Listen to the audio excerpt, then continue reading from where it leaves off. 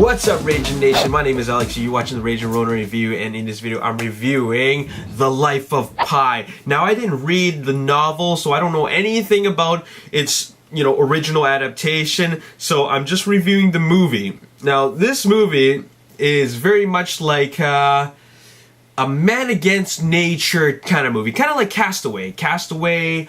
What other ones are there? I Am Legend, I suppose, because that's kind of like where a single human character is driving the story on his own. Okay, so Castaway, I Am Legend, The Grey, that's another man against nature movie, but The Grey is more like, a group of humans against nature.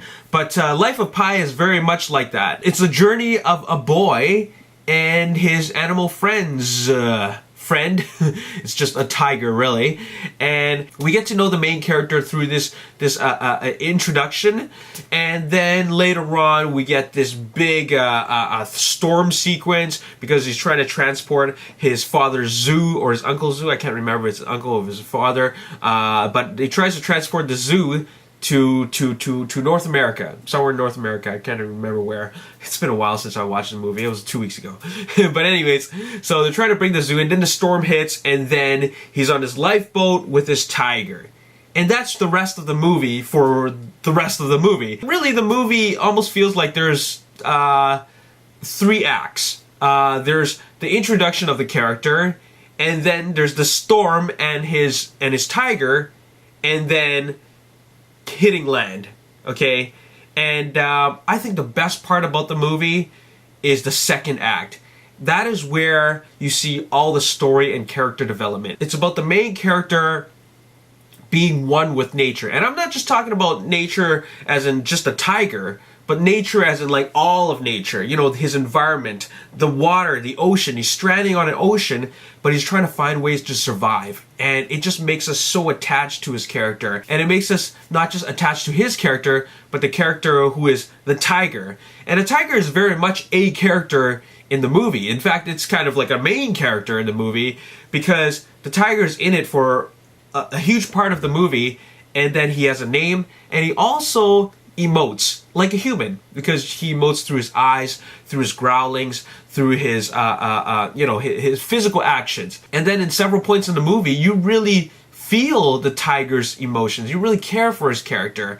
And that's a great thing about this movie and Ang Lee's direction. This movie is directed by Ang Lee, who directed Crouching Tiger, Hidden Dragon, and also The Hulk. I didn't watch any other movies directed by him, but I think The Life of Pi really exercised his ability to really tell the story through an animal, through an unlikely character in a movie. There are several non-human characters in this movie, and one of them is actually Mother Nature itself. The ocean, the storms, the lightning, the winds, all these things, these are characters in the movies. These are characters on a more grander scale, but they're still characters nonetheless. And because of this, this is a very character-driven movie. Because we already know what the characters are trying to do. They're trying to get back to land. They're trying to get to safety. But what this movie is about is how they get there. And how does the tiger and the main character overcome their differences and make it through till the very end. We already know how it's going to end, but we just want to know how they get there. And it's through all this character development. And it's just done so well. There are so many great scenes in this movie, and a lot of it really involves the interaction between the main character and the tiger. I love every single one of those scenes, and it's just done so beautifully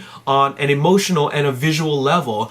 Ang Lee has got the direction down. He knew exactly how to hit the audience where it would be felt. And actually, while a lot of people may think that 3D is a gimmick, I felt that the 3D helped enhance the movie experience. Like, it really helped tell the story and really helped the audience. Well, at least it helped me really feel the story. It felt like I was a part of the story, and it really felt that this character was somebody that I really, really wanted to survive. Because for me, it felt like I was there with him along the way, with him and his tiger. So the execution of the storytelling and the movie itself, the story, was just absolutely brilliant. It was done very well, and I was especially entertained right from the beginning of Act 2.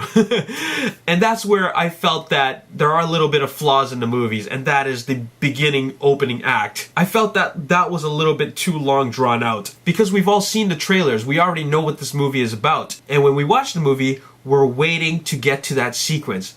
it just takes a really long time to get there, because the opening act really just is a bit of a backstory, and the whole narrative structure of it is just really, really long-winded. But you know what? Maybe we needed that. I'm not quite sure. I'm really kind of just on the fence about this.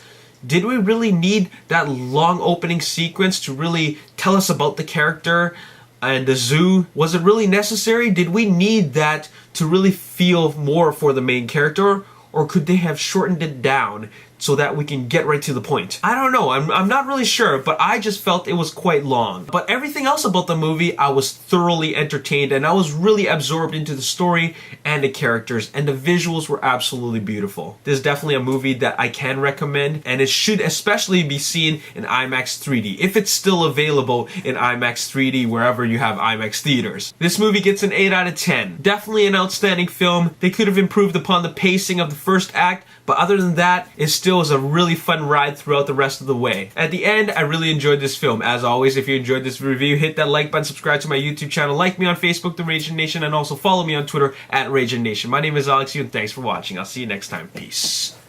The music, it's all those things combined, and it makes this movie so great. Because I found that Casino Royale and Quantum of Solace